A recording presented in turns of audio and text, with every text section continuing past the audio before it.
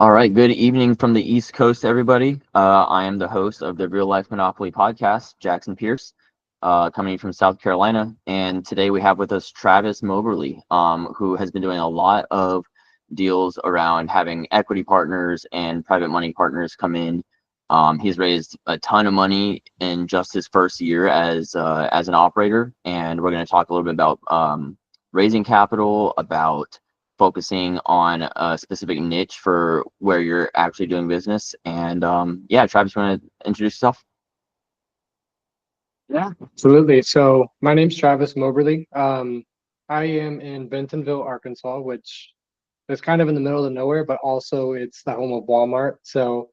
Um, and actually that's not true. It's not the middle of nowhere at all. It's actually got a pretty good population. But yeah, so I think it's just over 2 years now of experience in real estate. Prior to that, no previous real estate business experience or anything like that. I come from a W-2 background in management.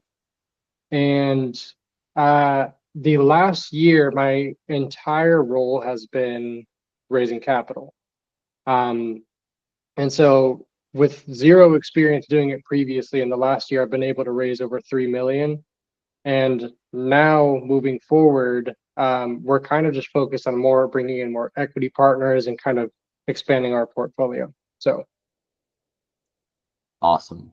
Super cool. So $3 million. What does that look like when you're actually doing your capital raising? Like how are you are you going out and you're raising, like, I'm gonna raise $1 million for this deal, I'm gonna raise $2 million for that deal, or is it a lot smaller? I hate the word chunks, but chunks, right? It's kind of I know it's more like that, but for the audience. yeah, absolutely. Yeah, it's definitely the chunks, right? Um, Most of the deals are usually, I think, around just over 100K. It's something I'd have to check my KPIs for, but they were around over 100, 150K on typical. Between all the deals we did, that's comprised of that 3 million. I think it was just over 20 deals that we did to hit that. So yeah, it's somewhere in the 100Ks. So Wow, that's incredible. And you went from no real estate background. What you said used to be like management. Where did you manage at? yeah, good question. So the last management job I had left was I was actually an operations manager for FedEx Ground. But Hmm. before that, I worked for a company called Metro Diner. And what I would basically do was like travel around the US where they're opening diners. And, I would like train their kitchen staff and all that fun stuff. So, um, yeah, pretty extensive management background. Wow, awesome. So I mean that's very much not related at all to real estate or capital raising or Not anything at like all. that. So have you a lot of people start in a W-2. I'm in my W-2 right now. I haven't even changed it on my uniform yet. What would you say? You're not working W-2 anymore, right? I'm not, no. Okay, so when did you say, like, hey, I am in a place where my business, my real estate business, is consistent enough.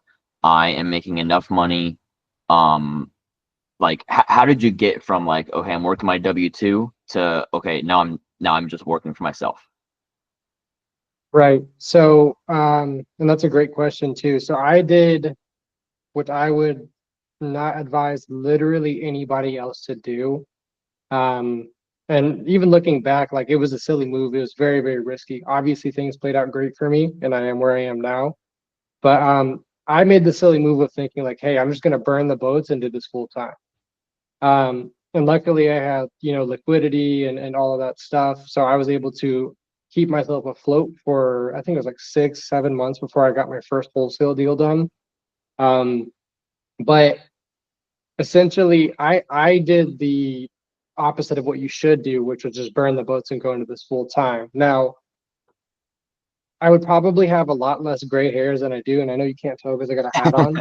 um, but I would probably have a lot less gray hairs if I did the smarter thing to do, which is I would probably wait until your income you're bringing in from real estate, whether you're raising capital, wholesaling, if you're even if you're doing buy and holds, whatever it is, I would definitely wait until you have enough income coming from that to cover your expenses, and maybe even a little bit extra, right? Because you just things happen. So I would say if your W-2 is sufficiently covering all your, your expenses and everything, match that, and then maybe another 20%, and I think you're golden. Awesome.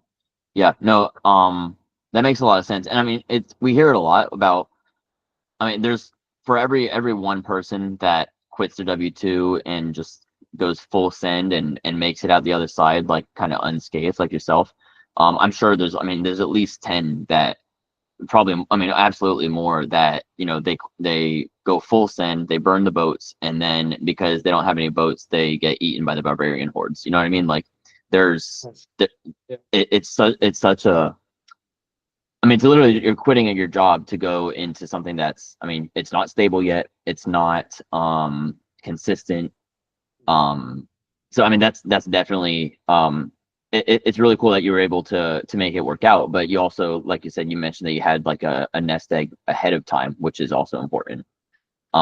Yeah, absolutely. And the thing is too, um, is I feel like people will watch this and think, well, like, hey, if he did it, then I can do it. And that's not wrong by any means. But I think especially coming from a W-2 background, you tend to overestimate the amount of self-discipline you have and self-motivation you have, as well as overestimate your skills and like knowledge when you're Yeah, getting into this. Like, um, as for me personally speaking, like I didn't have any sales background, marketing background, none of that stuff. Literally just management experience, and then just obviously other W-2s.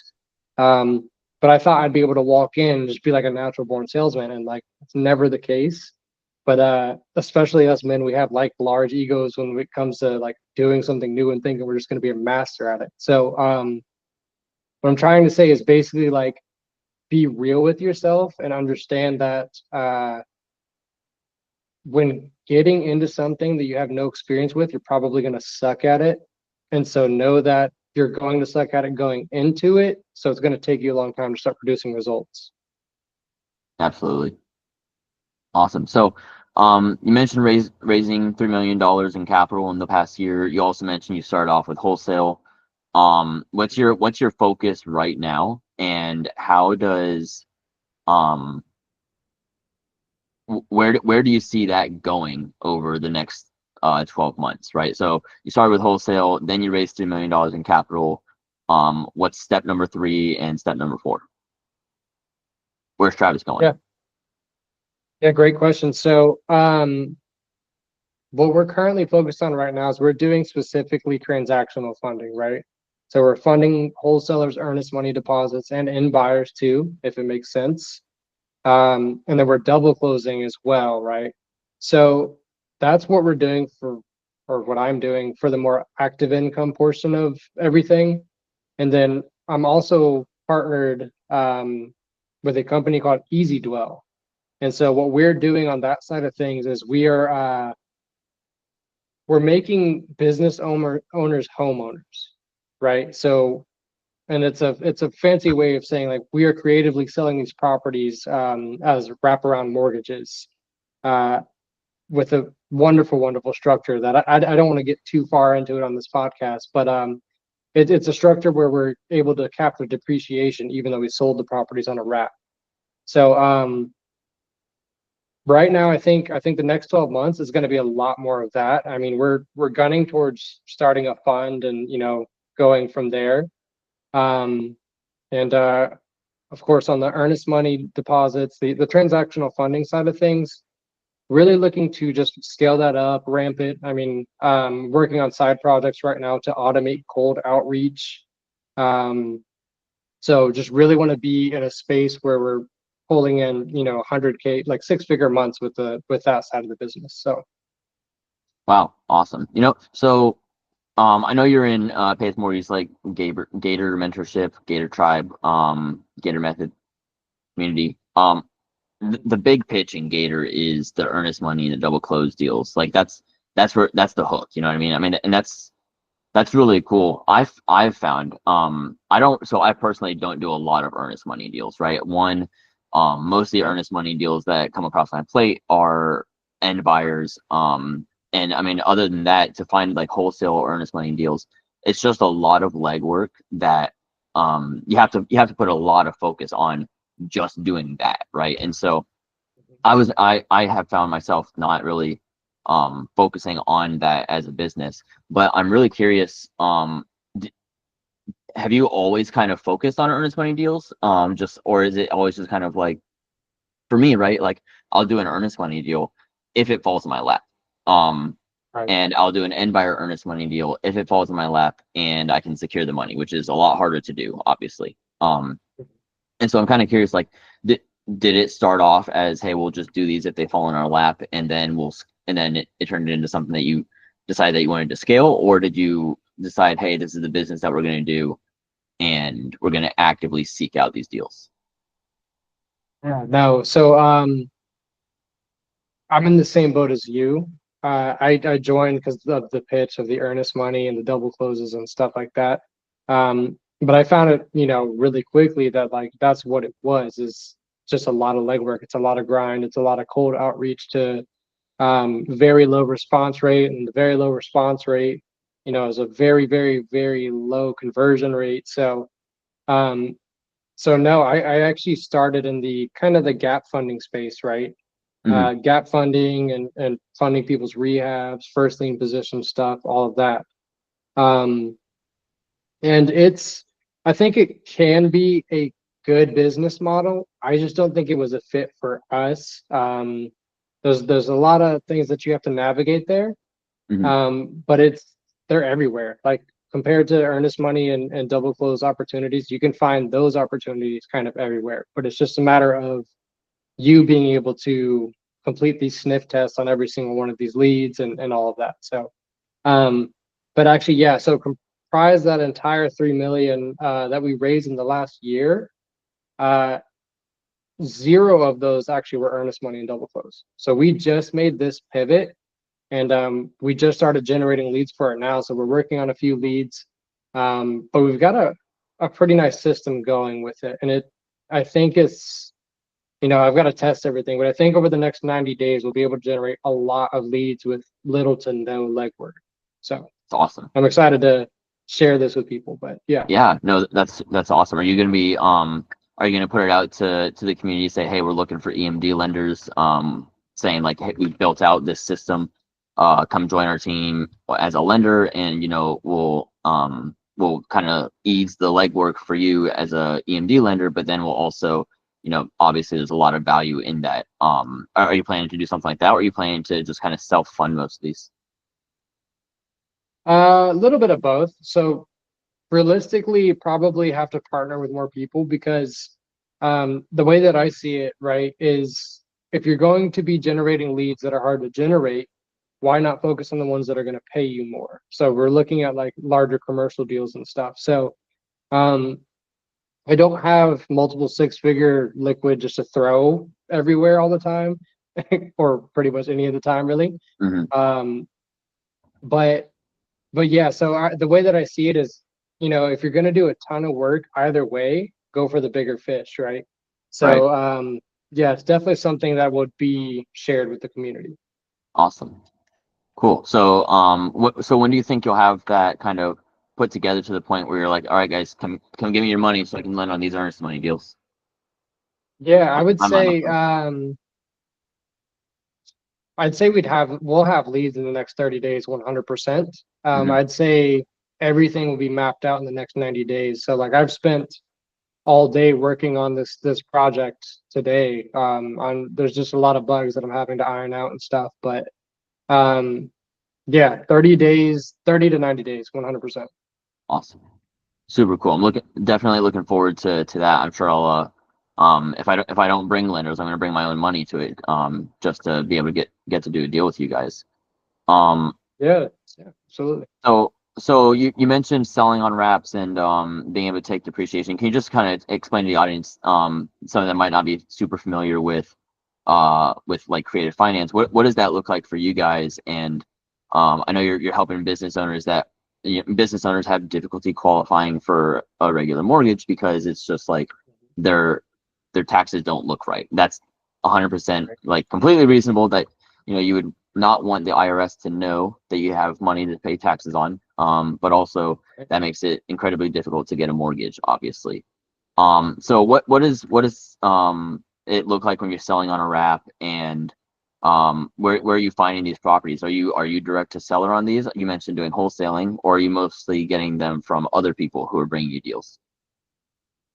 Yeah, that's a great question. So we're doing both. So we've got a full team. I think we have 4 or 5 VAs, and they all have different roles. But basically, it's a lot of times we're either buying them from wholesalers, so we're paying them their assignment fees, or we do also go direct to seller on certain properties. Um, so yeah, so what we're essentially doing is we're taking pre-foreclosure leads. So these are people that are in pre-foreclosure. Hmm. Um, we're helping them catch up and like their arrears. So whatever they're owing on their mortgage they haven't paid. And we're just allowing them to move on and like get a fresh start in life. And then what we're doing is we're taking this property, which will typically have like a lower interest rate. Maybe it's like 3.5%. And the way we like to put it is we're fix and flipping the loan rather than the mortgage, right? So we Hmm. take the 3 to 3.5% and we turn around and we sell or finance this property and sell it usually about like 20% above market value because it's what you do on wraps. And we're having interest on top of that. So that 3.5 might be 7 or whatever, right? You can just kind of make up numbers here. But um, so we're basically, yeah, we're fixing flipping these mortgages and selling these to business owners who can't qualify for bank loans, right? And so, like you Hmm. said, there's taxes, there's maybe they don't have very good credit for whatever reason and can't really repair it. Maybe it's the bank didn't accept their income because it's not verifiable since it's the business's income instead of their own personal income. There's so many reasons that business owners aren't able to be homeowners these days, and we just want to make sure that um, that's never a problem again in the market. So Okay. That's awesome. That's a super cool kind of like vision, that uh making home ownership attainable for people that the system isn't exactly stacked in their favor as far as like getting a home loan, even though they can definitely afford it. So that's a super cool kind of goal that you guys have. Um, yeah, and so how are the coolest thing mhm, about the model too is we always bring in an investor with us, and so they'll fund like kind of the entry for us. mhm, um and so we only do these in Florida, and we've had concerns with that before because of course what did we just have, 2 hurricanes, right? yeah, So our portfolio over the last year, right, we've had 2 hurricanes, we've had rising inventory, we've had an insurance crisis, all these things, but yet our portfolio and the way we buy is still performing at a 40.7% cash on cash return for the last year. wow, wow. So So you just said that it for at least like on an annualized basis for the last year or so, you've basically quintupled the stock market. What we consider to be that's right. average for the stock market. That's right. That's right. Real estate, baby. That's awesome. So what kind of risks are you guys taking on? Like, I mean, you're disposing of the property, just selling them off to other people, so they're responsible for the maintenance, they're responsible for making the payments to you or to the loan servicing company. So where does y'all's income come from, and where is the what is y'all's exposure to risk, right? Because I mean, there's risk in everything everywhere. I just spent the whole weekend getting told there's no risk, it's zero risk, there's no risk in this deal. I'm just like, Right. there's the No more you such say thing. it, the less I believe it. Yes. um, Yeah. so what are you guys dealing with as far as risk goes, and how are you mitigating that? Yeah. That's a good question. So, um, on our end, where our risk is going to come from is a lot of times putting earnest money down on properties and not being able to get the capital raise in time, Hmm. or the seller finds a way to kind of get out of their situation. So again, we might lose earnest money there, just depending. Um, those are kind of like the main things. So if we can't raise capital in time or whatever, and then let's say we do all that, everything's fine, we close on the property. Um, we get a buyer in place, our risk would mainly be like them defaulting, right? But Hmm. I would call that a pseudo risk. And the reason that I would call it a pseudo risk is because of the way that we structure this is that we're in Florida, right? Right. Um, and with our structure, I can't go too much into the structure, it's proprietary, but Sure. we are able to basically evict this person if they're to default. Hmm. And the best part about it is, we collect a non-refundable down payment when they go into the property, right? And Hmm. so we get to keep whatever their down payment was.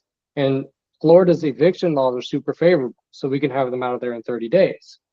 And then we just turn around and we do it again. So we get to collect another non-refundable down payment and start the process all over. So, well, the term that we like to use with our deals is risk resistant, right? So Hmm. think about like water resistant and waterproof, or risk proof and risk resistant. So Okay. very, very low risk, but there's always risks involved. So Okay. Awesome. So, okay.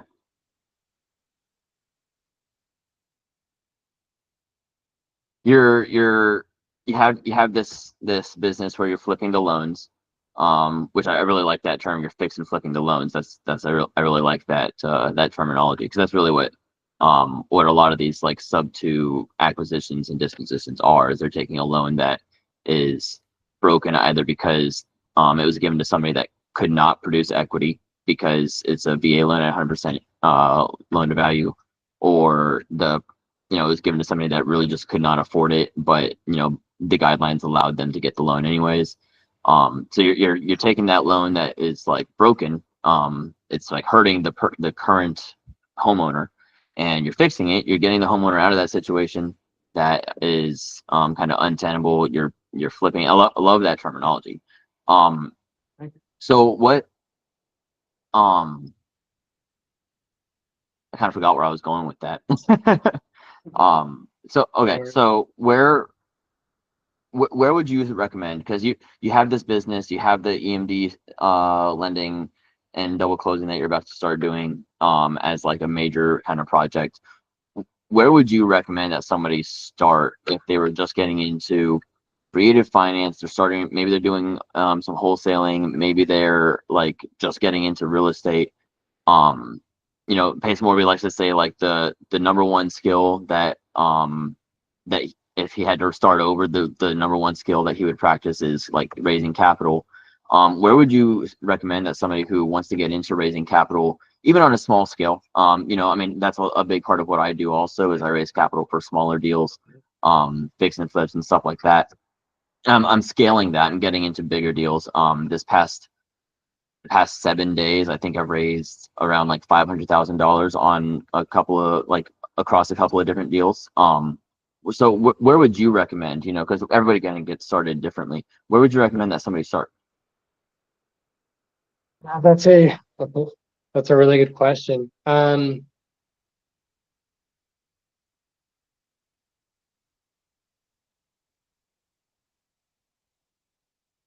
say you start with yourself. So let's and we're using capital raising. You start with yourself. So first you've got to understand what capital raising is. Um, and then you've got to kind of understand what you're good at and what you're bad at. Because Hmm. the thing that I like to recommend to people, especially who are new, is and this kind of goes back to what I was saying earlier about like jumping into something brand new and thinking you're going to be great at it.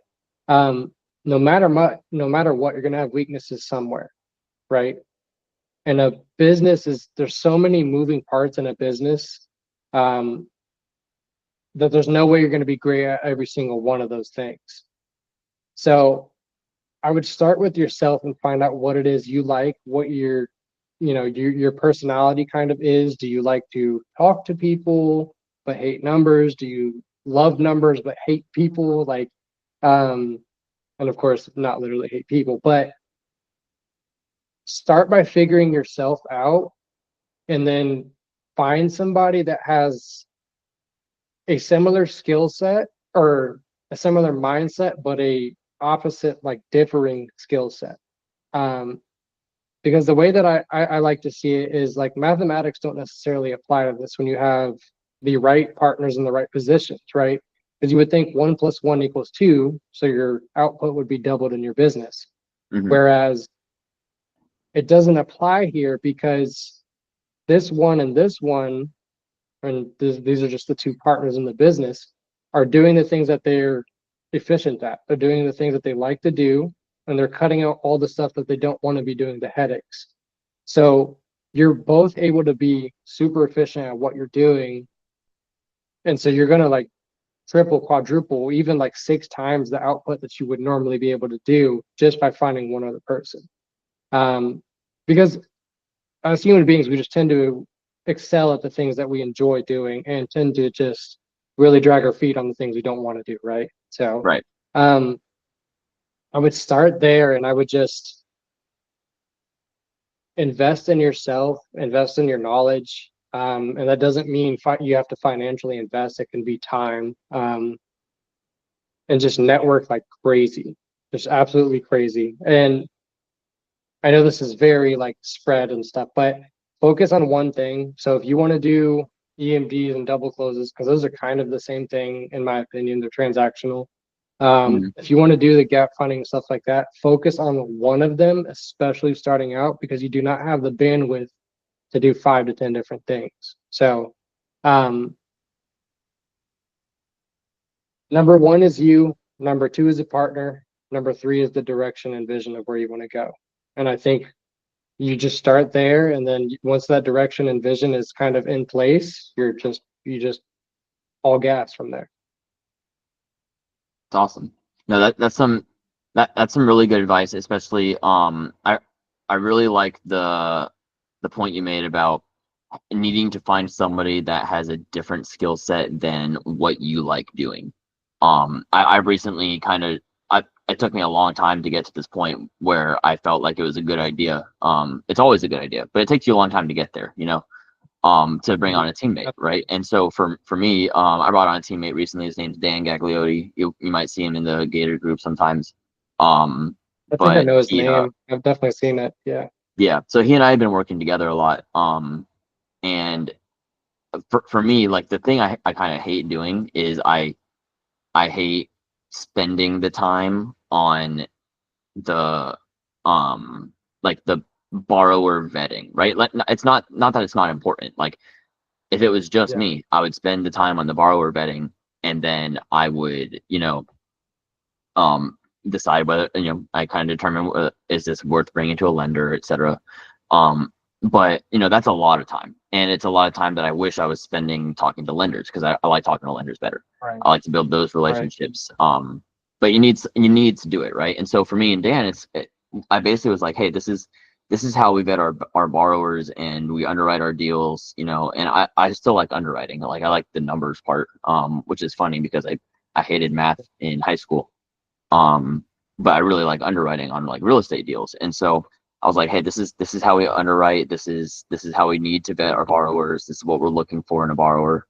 And he's done an outstanding job of finding like quality borrowers for us to bring our lenders to. And that's enabled me to focus on connecting with lenders, building the lender relationships.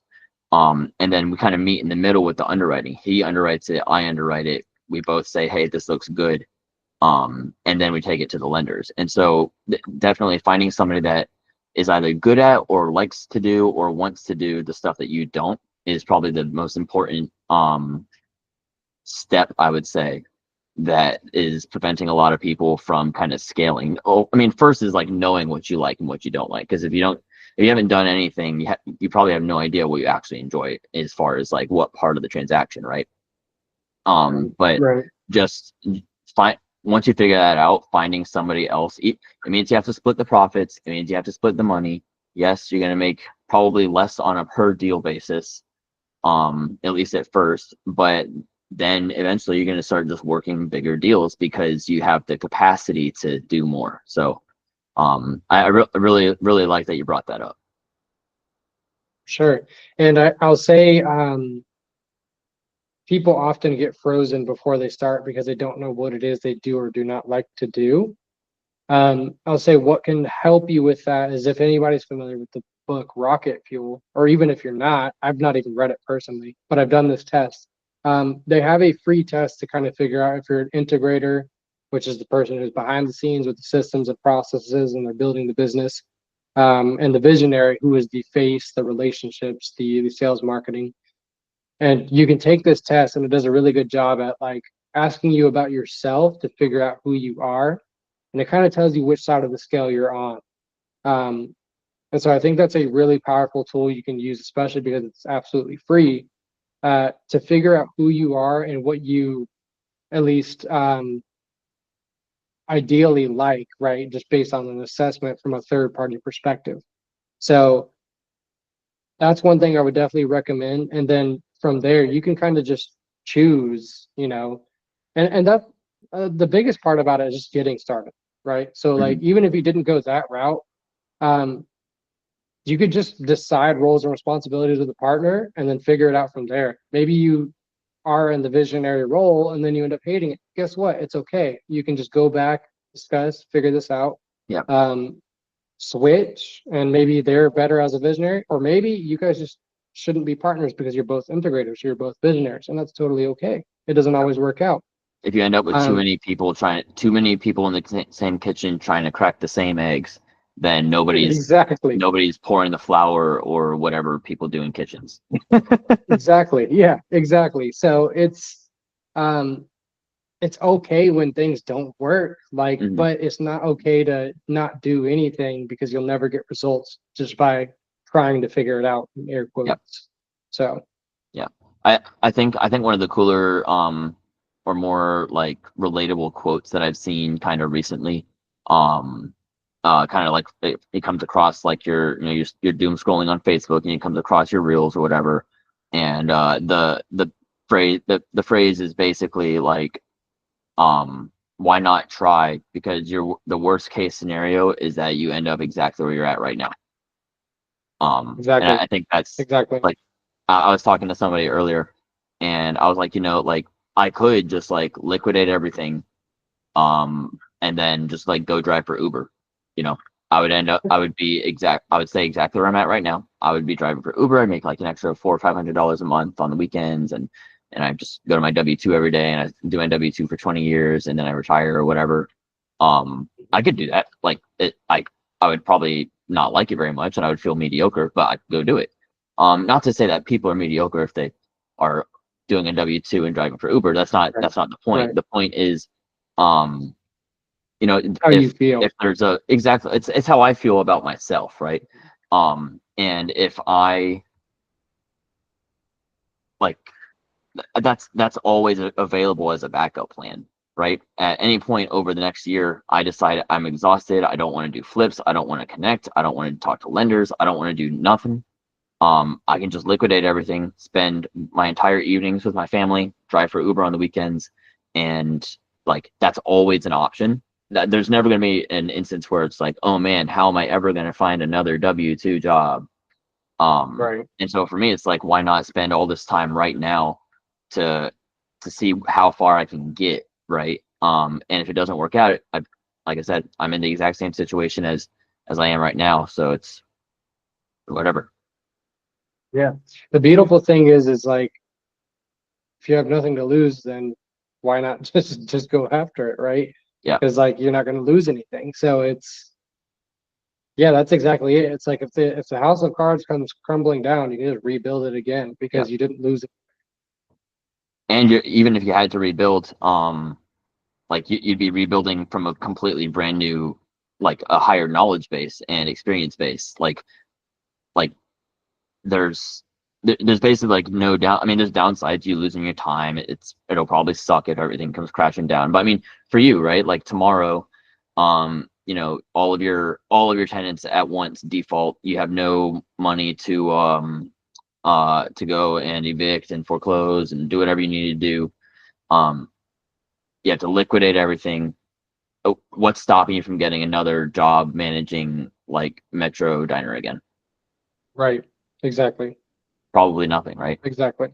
Yeah. So, and I think that's a really important mindset for people that are trying to scale themselves, to go from like the level of, okay, I'm I'm doing my day-to-day stuff. I am maintaining my lifestyle. I'm paying all my bills. I'm putting like 5% in my IRA or something. And then, but in order to scale, like there is that risk that you have to take. And we talked earlier about like how there's such a thing as like dumb risk, which is like liquidating your entire life and going full send on real estate with no experience. And Right. I mean, you acknowledge that you kind of got lucky on it. You know, 100%. lucky you made a lot of like smart choices in that pathway that prevented you from like completely burning. But you That's also, I like mean, I'm crazy. sure I'm sure you had the mindset at the time of like, what's the worst case scenarios? I come back to work. And I Exactly. think that's a mindset that like if you if you never get to that mindset, you kind of can't scale, right? Because you never take on a new challenge of out of like whether it's a fear of failure or in a maximized like you're too comfortable where you're at, something like that, you know. Right. So And the craziest thing too is people think that like once you start having success in real estate, then like everything, all the problems are just done. mhm, Um, which is like the complete opposite of the case. Because you just get bigger problems, right? right, You solve bigger problems, you get bigger problems. It's the craziest thing. But I mean, and it never gets like easy. Like you never get unoverwhelmed. Like you're supposed to be overwhelmed. Um, it's supposed to be really hard all the time. And it is. Like even like I will still just have like thoughts in the back of my head every now and then. And then I'm like, man, all this uncertainty stuff kind of sucks. Like I just want the stability of a W-2 again. But then I'm right, like, no, I don't want that at all. So it's never ending. I think people just don't talk about it enough that like, hey, um, you're gonna still experience negative emotions all the time, even if you're making friggin' six-figure months all year long. You're still gonna have problems. You're still gonna have bigger problems because you're doing bigger things. Um, but it's okay because it's like think about what you're gaining rather than what can happen to you. So mhm, and where you used to be like I think it's the craziest thing, right? So I have now 2 years of real estate experience. You would have told me 2 years ago that I would raise over 3 million in capital in 1 year. I'd look at you crazy because I didn't even know what raising capital was. So um absolutely. And yeah.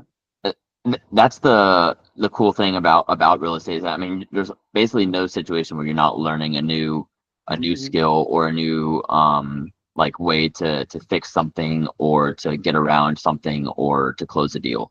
And I mean, I started 2023 with two rental properties that I had bought with my VA loan, lived in them, moved, bought, lived in it, moved. And that was like, I happened to get in when rates were less than 3%, and that was awesome, right? Like there's no downside to getting in when rates were less than 3%. And then I caught like the 2022 appreciation, and that was great. But I started 2023 with two rental properties and no idea what was going on. Um, at this point, it's almost 2 years later. And I mean, I'm either a full or part owner on something like 14 properties right now. And we're about to close another one this week that's going to be a flip, and then another one in Columbia it's a fourplex. It's going to be just a regular long-term rental. That's going to add the fourplex is going to add four doors to my rental portfolio, and then the flip, that is going to add just one more set of HUDs for future deals to justify, right? You would not have told me a year ago, October, 2023, you could not have told me, hey, next year you're going to have like four times as many properties just like overnight. Yeah. So, Yeah,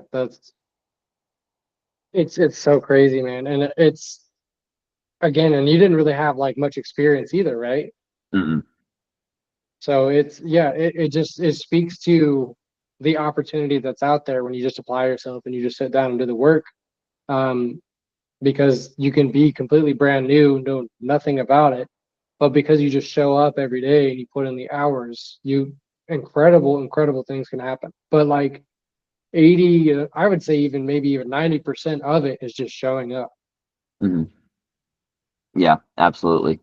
Um, I would say though, like I think people put a little bit too much in the showing up part because they show up wrong. Um, That's true. they'll get like horny for a deal, right? And they'll go and they'll do it. They won't know enough. Like I wish somebody had stopped me from doing my first flip. Um, Right. no, I didn't lose money. Georgia says I made 10 grand because they taxed me on it. Right. Which, Right. is cool and all, I guess. But I wish I wasn't paying taxes, um, for it Mhm. because it didn't feel like I made 10 grand. It was stressful as hell. But I wish somebody had like stopped me. I was like, hey, look, the spread on this is actually going to be really thin. You don't realize it because you don't know anything. But that's kind of one of the cool things about being a connector, being a capital raiser is like when you're evaluating these deals, maybe somebody brings you a deal to get funded, maybe you are trying to get your own deal funded. But when I'm looking at other people's deals to fund, I'm like, hey, I was in. I know where you're at. You are super excited about this deal, and you're married to the idea of doing a deal, and doing this flip. But the numbers that you just told me don't make any sense. There's no comps, or there are comps, but the renovation is way more than you actually think, or maybe all the numbers are exactly what you think, except for the loan to ARV, which you didn't calculate, and you're actually like you're only gonna make 10 grand for 5 months of work. Is that what you want to do, right? And being in a position to, like, being in the capital raising space and being in the position of like underwriting deals and everything like that, it gives me the opportunity to say like, hey, I think you might want to like relook this. Here's some additional feedback. I can't bring this to my lenders as is. You should go get better numbers or something like that. And being in that position is like, I'm glad I'm able to be in that position to stop somebody who was basically about to make the same. I don't want to call it a mistake. Like I made money technically, right? But same position that I was in where I thought I was going to make more than I actually made. I didn't know anything about underwriting or anything like that. So I think that's one of my favorite parts about being in the capital raising like kind of space. Right. I agree. Um, the thing about it though is I think starting out showing up regardless is still got to be the number one priority. And the reason I say that um, is starting out, you're never going to know what showing up the right way even means, right? Yep. Outside of maybe just focusing on, of course, money making activities, right? Because I think a lot of people, and I was a victim of this myself too. Um, but a lot of people like fall into like the self motivation, like hacks, like the life hacks, like the cold plunges, the waking up and at an early time, seeing the sunrise, um, doing like a morning routine, like just self affirmations, all that stuff. Um, but it doesn't make you any money, right? Like, but what Right. would in the morning waking up would be literally just getting up and working, right? So I think that it's just important being new. It's just showing up, but of course, showing up in the less risky ways. Again, like instead of like hopping into a flip, not really knowing what you're doing yet, maybe you do something that's less risk adverse. Maybe you just wholesale instead, right? Maybe you wholesale something instead. Yeah. So it's Well, wholesaling is that I wish I had started with wholesaling yeah, because it's such a great place to. I mean, like I know we talked about there's being no such thing as like no risk, but it's like it's pretty low it's risk. almost You it's probably just get almost like there. cursed at. Yeah, You get yeah, cursed it's at and you get almost a lot there. of steps in during the day. Like that's pretty much the risk. Hmm. And it's going to teach you so much about underwriting because you're going to pitch a deal to a flipper who's going to say, hey, this is garbage. And you're going to say, hey, tell me why it's garbage. And then you're going to know what to look for. And then you do enough of those and you're like, oh, I I can flip this. Like now I can do flips. Yeah, exactly. And then it's wonderful from there too, because like I think the best part about wholesaling is that when you scale up to a certain point and you're just really just getting a bunch of leads, that you Hmm. get to like cherry pick the ones that you want to keep for yourself, right? Like, sure, the amount of money you can make from it is great. If I think the average assignment is like 12 or 15K right now. Um, so yeah, maybe you could get 6 deals in like a month, let's say at scale.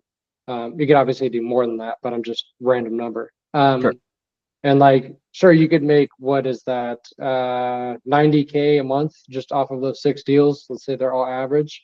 But what if you look at the numbers and you saw, oh wait, I could make 15K off of this, or I could be making close to 6 figures by flipping it, you know? So I think wholesaling is a superpower, and it gets a really bad rep because there are a lot of wholesalers that do a lot of terrible, terrible things, and there's a Hmm. wide spectrum of what those terrible things are. Um, but I think it's an amazing, like amazing business, especially to start with too, because it's also like it teaches you like just the different foundations that you need for any business, right? Like you get to learn how to market, you get to learn how to sell, you get to learn how to negotiate, how to find leads, like all of these things, um, while making a good amount of money while you're doing it. So like easily 6 figures in your first year. So it's a wonderful, wonderful place to start. Hmm. Oh, and then also, and the same thing can be said about being a connector. Though there's some nuances there in terms of like foundational for business wise, um, but it like I view like connectors as the wholesalers of the private money world. Right. And it's because of the exact same thing. There's a lot of connectors out there doing terrible, terrible things for on a wide spectrum. Um, but doing it the right way is an amazing thing that can be super profitable for you. Yeah, So for sure. Well, cool, man. This has been a great discussion. I think we touched on a lot of stuff that, um, for sure. there's definitely a lot of value in what we were talking about earlier about kind of just going through. I wasn't trying to get too detailed, but I'm like super curious about like what you guys have been up to. Yeah. So just kind of being able to like kind of touch on a lot of that and see how you guys have been doing. I mean, raising $3 million in a year is like, I mean, going from 0 to 3 million is pretty cool, right? It's been wild. Yeah. Yeah, so that's awesome. So what if somebody was to bring you something that wanted to like, they want to do business with you, they want to find a way to work together, what would you want them to bring to you? Do you want them to bring a property with like good sub two terms? Do you want them to bring a wholesaler that's looking for earnest money? What's like the thing that you're looking for right now for someone to bring value to your business so that you can do business together? Yeah. I mean, all of it, right? So always wholesalers that need earnest money, whether that's commercial or residential, Hmm. multifamily, single family. Um, Wholesalers that need double closes. We'll do in buyers that need earnest money too, as long as it's commercial and there's a way to secure the money, of course. Um, and then yeah, we're always looking for pre foreclosures in Florida, but Hmm. we don't want no or negative equity. Like we don't do that. We want equity built into these deals, and it's because we do bring in private money partners. And I'm a huge what's the word? What's the opposite of advocate? Um, I'm a huge, I guess, adversary. Either way, I'm really against people partnering on deals that have no or negative equity. I think that's a terrible idea, um, especially if you've never done a deal with the person before. I don't care what their track record is. You've mhm. never done a deal with them and it's a no or negative equity deal. I would not recommend it. Um, because there's plenty of people that appear amazing on social medias but are doing bad things in the background. So sub two deals with equity in them in Florida. So yeah. Okay, awesome, cool. So, and how do people get in touch with you? Facebook, you can do Facebook. So facebook.com/Travis D as in Dean, that's my middle name, Moberly, Moberly. Or also I'm on Instagram, Travis Moberly.rei. So those would be the two best ways. From there, I'd probably just give you my phone number so we can actually text and not have your conversation lost on a sea of other messages. But that would be the best two ways to reach out for sure. Okay, awesome. Well, cool, man. Well, I want to thank you for your time. It's pretty late here on the East Coast. It's about 9 o'clock p.m. And I want to thank you for the time. Thank you for the conversation. I know we've interacted a lot, but we haven't gotten on a lot of calls, unfortunately. But definitely I'll keep an eye out for that kind of deal in Florida, and hopefully the audience will as well. And hopefully they'll be able to get in touch with you, maybe do some business together. Awesome, man. Yeah, I appreciate you having me on. This is really cool, man. I'm looking forward to seeing your podcast grow and just seeing what you do with it. Thank you.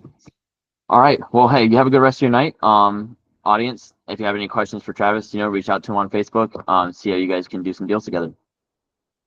Awesome. Cool. All right. Thanks, I man. appreciate it, man.